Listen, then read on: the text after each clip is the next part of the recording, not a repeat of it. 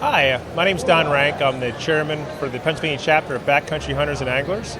We're here at the Great American Outdoors Show talking about all the work that BHA has been doing in the state and as well as nationwide. Particularly in Pennsylvania, we've done a lot of work with some habitat projects and with Fish and Boat, discussing with Tawney, who is the CEO of Backcountry Hunters and Anglers. For the past year, we've started a fish boating access program where our board members have adopted boat ramp access, and we've taken over the care of them through the years. We're looking to expand that this year. We were the pilot program, and now that we had a year under our belt, we're going to move that up. We've had a lot of good news from the Fish Commission with getting extra access to streams, especially up in the Lake Erie area where people go up for steelhead. Stream access has been a problem in the past, but now they have 30 miles more of stream that they can walk and fish there. I know you're from Montana, but we have more water. We've got more miles of stream in Pennsylvania than any state besides Alaska. So we're dang proud of it, aren't you? Yes, we are. Yeah. Well, I'm so glad to be here, and for me, just like you said that, right? I've been to Pennsylvania a couple times, but I'm really getting an education this time even more. I've never been to this show. I've heard about it for 25 years. I've been doing this work. I've never been here, and I just got here, and it is absolutely amazing. And it's like everything you would want to do, any kind of company, any kind of organization is here. And so it's pretty sweet to be here, and thank you for the invite. No, thank you for coming out. Yeah. It was great. While we were walking around, we saw the Fish and Boat Commission booth and decided to stop in and have a discussion with Tim Schaeffer, the Executive Director of the Pennsylvania Fish and Boat Commission. So now we're here with Tim Schaeffer with the Fish and Boat Commission. Super stoked to be able to talk to you today. I went and got to see one of the hatcheries today. I think I saw 4 million fish or something like that in the day. Is that right? That might be a stretch. A lot. A couple million. A lot, yeah. But all the way from like little fingerlings, like where you have the eggs, and got to see the process. Got to see the larger fish. They're going to go out here pretty soon, right? Like next month, I think is when they get on the ground. Actually, this month, yeah. So our state fish hatchery system produces 3.2 million trout every year. Okay, I did not see them all today then. What you saw is next generation. So Okay, you saw ones that are there, they're being stored. So you saw a lot. Yeah. But statewide, that's how many we stock, and that really complements our unbelievable wild trout resources that we have in Pennsylvania.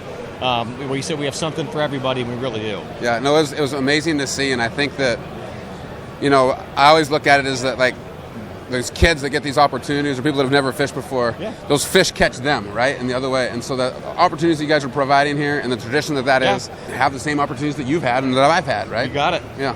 So, and with our stocking schedule, we try to make it really easy for people not only to know where the fish are during fishing season, but also to join us for the stocking. It's really cool. People will come out. If you go to our stocking schedule, which is at fishandboat.com, or our mobile app, FISHBOATPA, you can find out where every one of the locations are, the time, date, show on up and help us put the fish in the water. It's like a big celebration. I was talking to the guys today at the hatchery, and it says like hundreds of people show up to like help out and like see this all happen. Is that fair? It is. It's fair. It's awesome. I mean, people really look forward to it. It's cool. And the deal, and I don't know if the guys at the hatchery told you, the deal is if you fall in while you're stocking, you got to buy donuts next time. So, well, I'll be back in Montana, but I'll remember that. Okay. Yeah, so here in Pennsylvania, the opening day of trout season is April 1st. It's always a really big deal across the Commonwealth. The week before, March 25th, we open the season a week early for kids and their adult mentors. Yeah. So it's a great opportunity, aside from the rush of opening day, to just really give some dedicated attention to those kids that are in your lives. It's great. My birthday is actually April 3rd, so you guys are going to be kind of almost throwing a big party for me. Now, it is April Fool's Day, right? So it is, but no joke. No joke. It really is. It really is that day. Yeah, that's awesome. That's awesome. Yeah. Another thing we like to really emphasize to people, particularly this winter as we've seen the weather changing really rapidly, is the importance of wearing your life jacket. We have more miles of stream than any state but Alaska in the country. Hundreds of lakes, all sorts of opportunities to choose from. From November 1st through April 30th, we have a mandatory life jacket wear on all canoes and kayaks and boats under 16 feet. It may be a warm day in February or March, but that water is still deadly cold, so we ask people to please wear your life jacket. Absolutely. As somebody that recreates quite a bit when it's cold out around water, it's such an important thing to be safe out there. So I'm glad that you guys do that, and it sounds like it's like cut down the fatalities quite a bit. It has, yeah. We've really cut them in half. We put that requirement in place 10 years ago, and have seen that the cold water fatalities get cut in half. So compliance is pretty good. It is, yep. And they get it. Once you explain to people, they understand, and it's easier than ever too. I mean, with Backcountry Hunters and Anglers, I'm sure you have a lot of waterfowl hunters. Absolutely. I mean, you've now got the flotation built into the coats themselves. Totally. And yeah, so we do see good compliance. Good. Well, I know I've made some mistakes out there in the cold water. Been very lucky that nothing bad happened to me. Yeah. But I think it's a great requirement. It is. So, and part of the way people get to the water in Pennsylvania is the great public access. And I know that that's a huge priority for your organization. It absolutely is, and I think that access is really the number one thing that we hear from hunters and anglers. They don't have enough of it, or the access sites that they go to have so many people at them. And so I think the more access that we have, we can distribute people more out into the field and let them have those experiences. And so access, is a very big piece of what we do, and I've been really impressed with kind of some of the easements that you guys were doing, especially I think that we talked about earlier, like the 30 miles that are outside of like Lake Erie. Like that is pretty dang cool, man. It is cool. I mean, you figure the small piece of shoreline that we have to have 30 miles of public access, it's wonderful.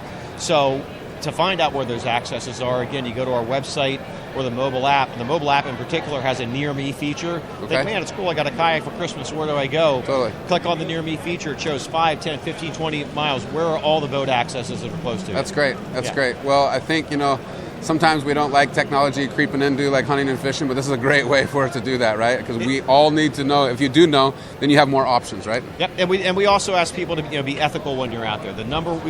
We actually stock more fish on private land than we do on public land in Pennsylvania. Okay. But the number one reason that people stop or post their property is litter. It's real simple. So if you're out there, please be courteous. The whole leave no trace ethic absolutely has a place in fishing as well.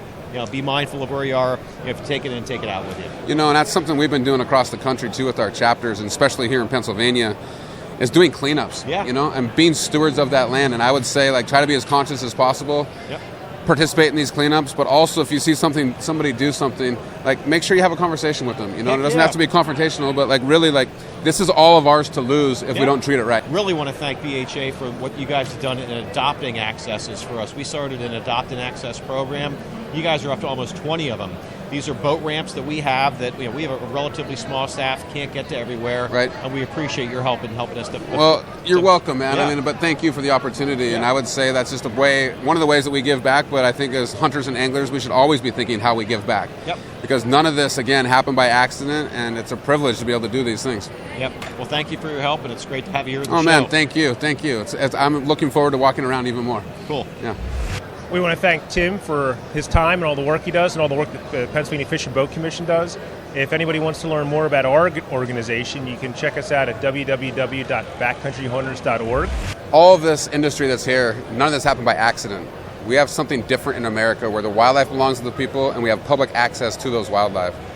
It takes everybody that's listening to this to play a part in that. Whether that's buying your fishing license, whether that's buying fishing equipment, we're actually getting involved in organizations like ours. We, the people, have a say in how wildlife is managed in this country, and we need to keep it that way.